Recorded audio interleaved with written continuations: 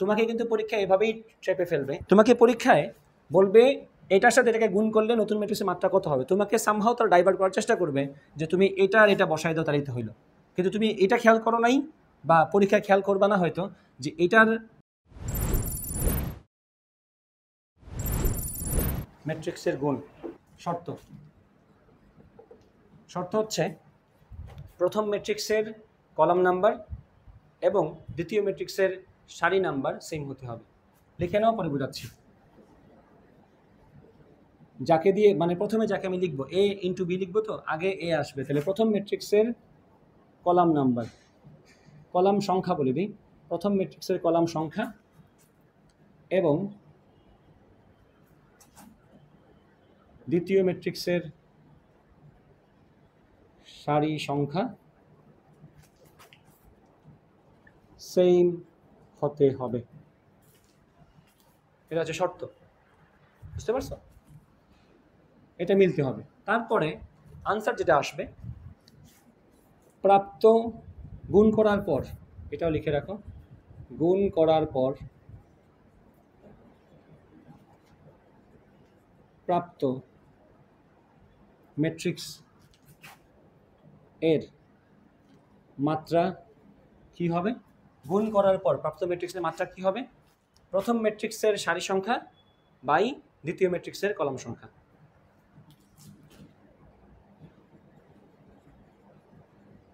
প্রথম ম্যাট্রিক্সের সারি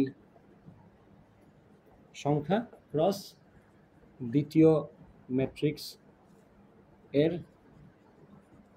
কলাম সংখ্যা। এই দুইটা লাইন মনে রাখবা। এটা হচ্ছে আমাদের শর্ত, এটা হচ্ছে আমাদের আউটপুট। আমরা কি পাবো?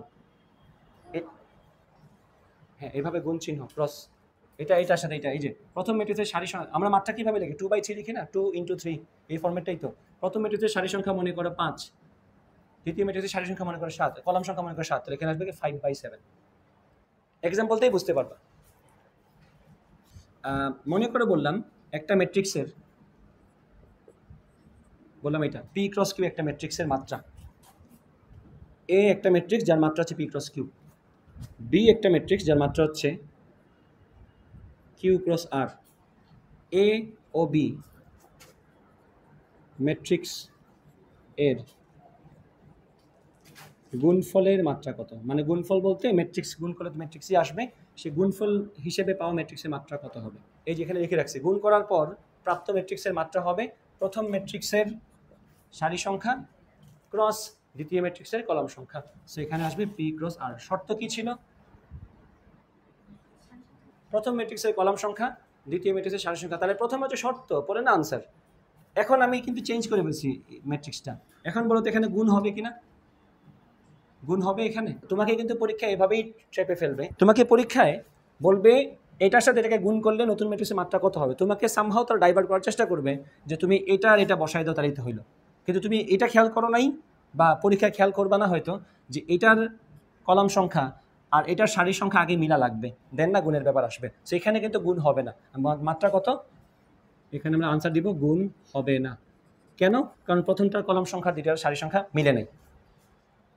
ঠিক আছে। আর যদি এটাকে চেঞ্জ করে বলি, এখন এ হচ্ছে পি ক্রস কিউ এবং বি হচ্ছে কিউ ক্রস আর, এইটার গুণফলের এ এবং বি ম্যাট্রিক্সের গুণফলের মাত্রা কত হবে?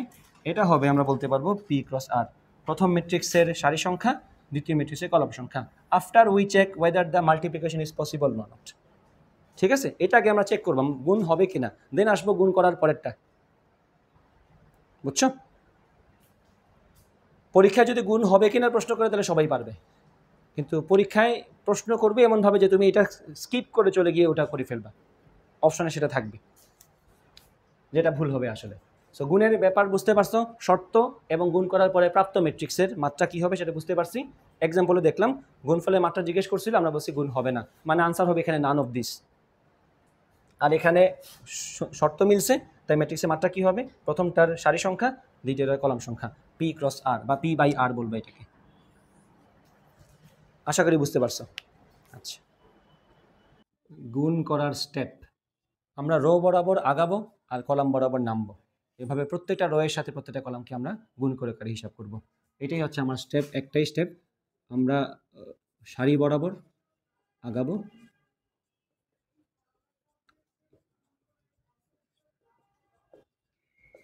সারি বরাবর আগাবো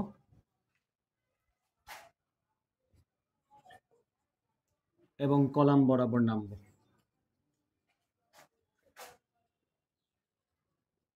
কিছু একটা তো করবো, কালে হাঁটতে হাঁটতে আমরা এখানে আসিনি, সারি বরাবর আগে এলাম, কলাম বরাবর নাম। আমি তো এমনি হাত দিয়ে স্যারকে দেখাবো যে স্যার গেছি আর আসছি, এরকম না।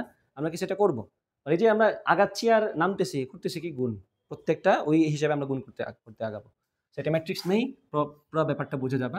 আমি বললাম একটা ম্যাট্রিক্স বললাম 2 3 4 6 7 8, একটা বড় গুণ আগে করি, পরে ছোট আরো দু একটা দিব।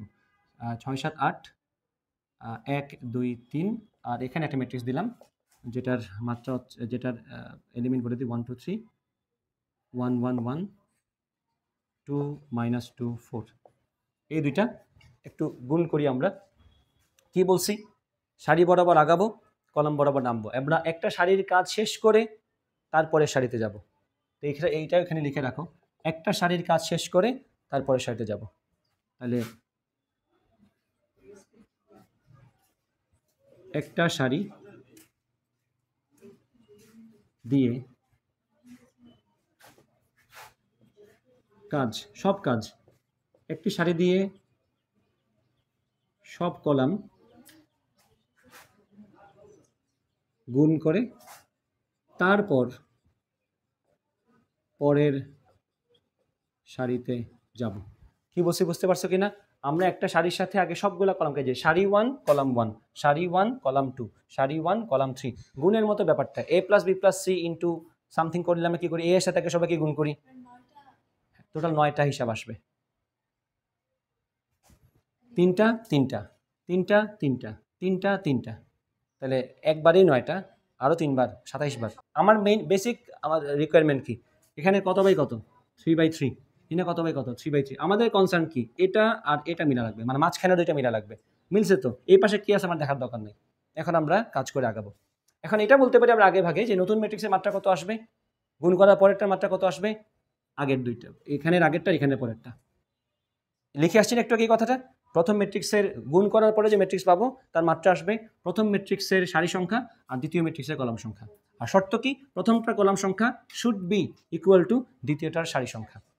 শর্ত তো মানছে, গুণার মাত্রা করতে পারি। আমরা স্টেপ ফলো করি, সারি বরাবর আগাবো। আগাবো মানে কি, আমি প্রথমে বলবো 2 × 1 লেখা শুরু করি, 2 × 1, খেয়াল করবো 2 একে 2, তারপরে 3 × 1, এই যে সারি বরাবর আগাচ্ছি, কলাম বরাবর নামতেছি। প্রথমে রো 1 এর সাথে কলাম 1, রো 1 এর সাথে কলাম 2, দেন রো 1 এর সাথে কলাম 3। তাহলে 2 × 1 প্লাস 3 × 1 প্লাস 4 × 2, 4 2 8, প্লাস হবে এগুলো। না না না, ওই যোগ করে যা আসে তা লিখবো আর কি। এই যে 8 3 11 আর 2 কত হয়, এটা তো তোমাদেরকে আমি স্টেপ বোঝাচ্ছি তাই এইভাবে লিখছি। এমনি তো 3 2 5 আর 8 13 লিখে ফেলবো। না না, শেষ না তো ভাই, বাকি আছে তো কাজ। সারি 1 এর সাথে কলাম 1 করলাম, সারি 1 এর সাথে কলাম 2 বাকি আছে না। এখন দেখো সারি 1 এর সাথে কলাম 1 আমরা গুণ করে করে লিখলাম, যে এটার সাথে এটা, এটার সাথে এটা, এই যে একটা নামতেছি। ওরে ভেরি গুড। তাহলে এরপরেরটা সারি 1 এর সাথে এরপরে কি লিখছি, একটি সারি দিয়ে সব কলাম গুণ করে তারপর পরের সারিতে যাব। এরপরে একটা গ্যাপ দিব, এখানে আসবো। খেয়াল করো, এখন 1 নাম্বার সারি, এরপরে 2 নাম্বার কলাম। এখন শুরু করি, আমি কারি বদলাই। আমি বললাম 1 নাম্বার সারি 2 নাম্বার কলাম। এখন এটার সাথে কারে গুণ করবো, প্রথমে এটা কি, 2 দুগুণে কত, 2 দুগুণে কত 4, তারপরে 3 একে কত, 3 একে কত 3, তাহলে 3 একে 3 লিখো এখানে, 3 একে 3, তারপরে 4 × -2, তাই না, 4 × -2 কত, -8, তাহলে 4 দুগুণে -8। এই গেল রো 1 এর সাথে কলাম 2 এর হিসাব। এবং তোমরা খেয়াল করো, এই যে আমি বসাচ্ছি এইটার পজিশন কোথায় বলো তো, এটা কি রো নাম্বার 1 কলাম নাম্বার 2 তে বসছে না? এই যে এটার পজিশনটা, এটা কি 1 নাম্বার রো এর 2 নাম্বার কলামে বসছে না? তো গুণ করে যা পাচ্ছি সে কিন্তু তার পজিশন ওইভাবেই পাচ্ছে। হ্যাঁ হ্যাঁ হ্যাঁ, ওকে। এখন আসো রো 1 এর সাথে কলাম 3, তাহলে কি হবে, 3 দুগুণে 6, তারপরে কি হবে, এই যে 2 এর সাথে 3 গুণ করব, তারপরে 3 এর সাথে 1 গুণ করব, তারপরে 4 এর সাথে 4কে গুণ করব। তাহলে রো বরাবর আগালাম, কলাম বরাবর নামলাম। এটা ছিল রো 1 এর সাথে কলাম 3 এর হিসাব। বুঝতে পারছো কি না? তাহলে এখন কাজ শুরু করি। 3 দুগুণে 6, তারপরে 3 একে 3, তারপরে 4 4 16। এই হচ্ছে আমাদের প্রথম রো দ্বারা কাজ শেষ। প্রথম রো কমপ্লিট না আমাদের? এরপরে তার কোনো কলাম নাই যে আমি রো 1 এর সাথে কলাম 4 কে গুণ করবো, এরকম তার নাই। এই যে 2 এর সাথে 3, 3 এর সাথে 1, 4 এর সাথে 4, এই তো 3 দুগুণে 6, 3 একে 3, 4 4 16। বুঝতে পারছো? তাহলে একটু সাহস করে পরের রো এর সাথে বাকি 3টা কলাম আবার করে ফেলো। আমি তাহলে করা শুরু করি, তোমরা চেক করে নিও মাঝখানে। 2 নম্বর রো 1 নম্বর কলাম, 6 একে 6, 7 একে 7, 8 দুগুণে 16, রো 2 কলাম 2, 6 দুগুণে 12, 7 একে 7, মাইনাস 8 দুগুণে 16, তারপরে 6 3 6 18। তাহলে ঠিক আছে, 7 একে 7 আর 4 8 32 না। এখন আসো রো নাম্বার 3। প্যাটার্ন বুঝতে পারছো তো? ওকে, ভেরি গুড। তাহলে এখন আমারটা চেক করে নিও।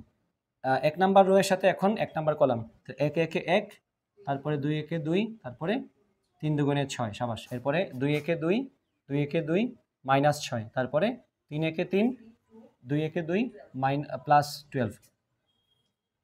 তাহলে কি আমাদের হিসাব মিলে গেল না?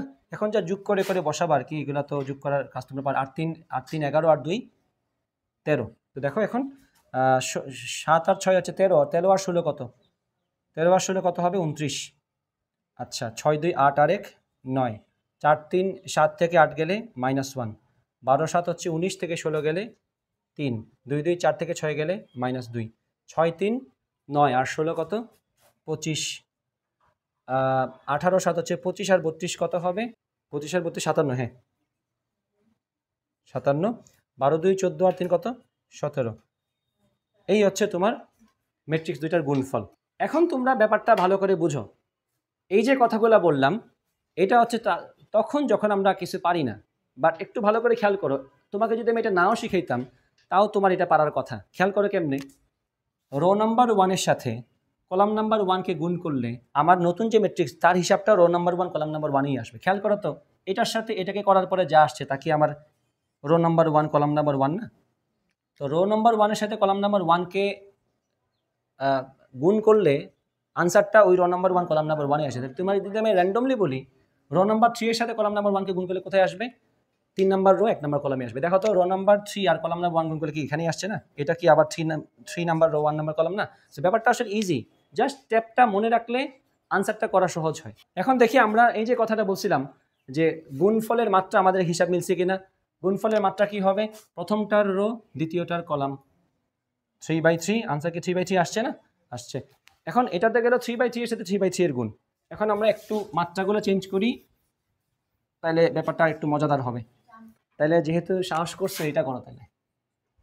1 2 3 1 5 6 করো, বেকার বসে লাভ নেই, তোমরাও করো। পেজ লাগছে না? আমি স্টেপ কি বলছিলাম, করা যাবে কিনা চেক করো। আমি তোমাদেরকে শিখিয়ে দিয়েছি না সব। ম্যাট্রিক্স সাথে ম্যাট্রিক্সের গুণ হবে কিনা বলো। এই ম্যাট্রিক্সের মাত্রা কত?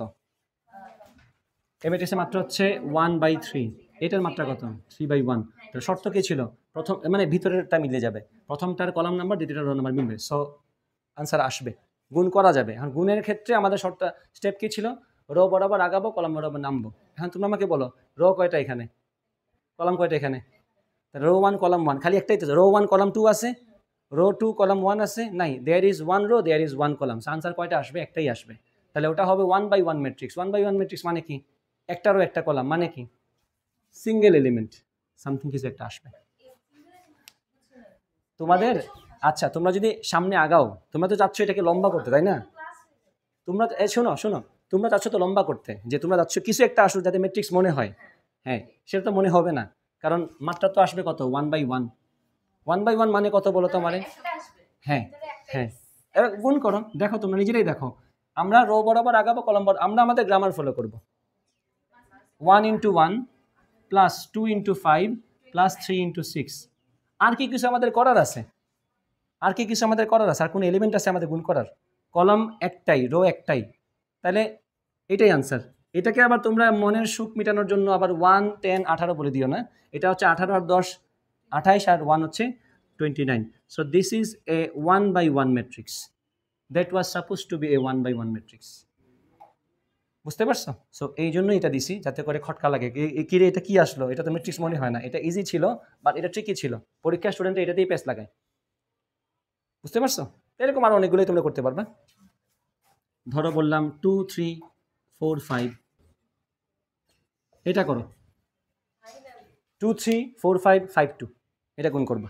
2/1 তো আনসার আসবে, এই যে এটা 2/1, আর গুণ তো হবেই, কারণ 2/2 আছে। এই যে মিলে গেছে না গুণের হিসাবটা, শর্ত মিলছে। আউটপুট কি আসবে আমরা আগে থেকে জানি, 2/1 আসবে। স্টেপ ফলো করি। প্রথম রো বরাবর আগাবো, প্রথম কলাম বরাবর, রো 1 কলাম 1, তাহলে 5 দুগুণে 10 আর 3 দুগুণে 6, 16। রো 1-এর সাথে তো কলাম 2 তো নাই, আর তো যাওয়ার জায়গা নেই, তাহলে আমার রো 1-এর সাথে কলাম 1 শেষ, আর তো কোনো কলাম নেই, তাহলে রো 1-এর কাজ শেষ। রো 2-তে আসো এখন, রো 2 কলাম 2 মাথায় রাখবা। তুমি রো নাম্বার আর কলাম নাম্বার অনুযায়ী জিনিসগুলো বসাবা। রো নাম্বার 3 এর সাথে কলাম নাম্বার 5 গুণ করার সময় যেটা আসবে, সেটা রো নাম্বার 3 কলাম নাম্বার 5-ই বসবে। রো নাম্বার 4 এর সাথে কলাম নাম্বার 1 কে গুণ করার সময় যা আসবে, সেটা রো নাম্বার আউটপুটের রো নাম্বার 4 কলাম নাম্বার 1-ই বসবে। তো এখানে রো নাম্বার 2 এর সাথে কাকে গুণ করতেছি, column number 1। So this will be on rho number 2 column number 1 আনসারটা। তো কি আসবে, 4 5 20, 5 দুগুণে 10। তো আনসার কত? আনসার হচ্ছে 16 আর 30। হ্যাঁ, কেমনে? না তো, row column 1, row 1 column 1, row 2 column 2 কই যাবে, কলাম 1 কই যাবে? রো 2 কি রো 2-তে যাওয়া উচিত না? তুমি বলো, আমি রো 2 এর সাথে যদি গুণ করি কিছুকে, রো 2 এর জিনিসপত্র কি রো 1-এ চলে যাবে? রো 2 এর জিনিস রো 2-তে থাকবে, কলাম 2 এর জিনিস কলাম 2-তে থাকবে, রো 3 এর জিনিস রো 3-তে থাকবে, কলাম 5 এর জিনিস কলাম 5-এ থাকবে। তারা কেউই তাদের জায়গা ছাড়বে না। এখন দেখো তুমি এটা কত নাম্বার রো? Rho number 2। এটা কত number column? Column number 1। So this will be on rho number 2 column number 1। গুণ করে যা আসবে, এটা কি রো নাম্বার 2 কলাম নাম্বার 1-এ বসছে না? বুঝছো কি না? আর আনসার দেখো, এখানে রো কয়টা? 2টা। কলাম কয়টা? একটা। আমাদের কি রো নাম্বার, এই যে রো আর কলাম কি 2/1 আসার কথা না? বুঝতে পারছো কি না? ক্লিয়ার তো? সো বুঝছো? বুঝার পরেও কিন্তু অনেক কিছু বাকি থাকে। আচ্ছা, রো হওয়ার জন্য শোনো, রো হওয়ার জন্য তোমার এরকম লম্বা একটা কিছু থাকা লাগবে, এটা জরুরি না। জাস্ট এইভাবে যাবে, এক অক্ষ বরাবর এলিমেন্ট কয়টা আছে? এই একটা রো, 2টা রো, এই যে একটা রো, 2টা রো। কলাম কয়টা? এইভাবে কয়টা দেওয়া যায়? এইভাবে তো একটাই আছে, আরেকটা যদি থাকতো তাহলে বলতাম কলাম 2। যদি এরকম থাকে, ধরো বলতাম 1 2 3, রো কয়টা? রো কয়টা? রো একটা। কলাম কয়টা? আর কলাম কি তুমি লম্বা হওয়ার জন্য বসে আছো নাকি, যে লম্বা হবে তারপর তাকে কলাম বলবে? এরকম তো না। লম্বা না হইলেও আমি ওয়াই অক্ষ বরাবর কয়টা এইভাবে দিতে পারি, একটা, 2টা, 3টা। So this is row 1 column 3। Here বুঝতে পারছো? ক্লিয়ার? তাহলে গুণটা কিন্তু একটু ট্রিকি, মানে একটু পেস্ট লেগে যায়। এই জন্য আমি তোমাদেরকে বলছি মূল কনসেপ্টটা মনে রাখবা। যত নাম্বার রো এর সাথে যত নাম্বার কলামেরই গুণ করো, ওইটার গুণ করার পরে যা আসবে সেগুলো যোগ করে বসবে কোথায়? ওই রো নাম্বার আর ওই কলাম নাম্বারই বসবে। এখন র্যান্ডমলি যে কোনো গুণ করো, যে কোনো রো এর সাথে যে কোনো কলাম, পজিশনটা কিন্তু মাথায় রাখবা। কোনো রোই তার জায়গা ছাড়বে না, কোনো কলামই তার জায়গা ছাড়বে না। সো রো 1-এর সাথে কলাম 5-কে গুণ করলে পজিশনটা রো 1 কলাম 5-ই আসবে।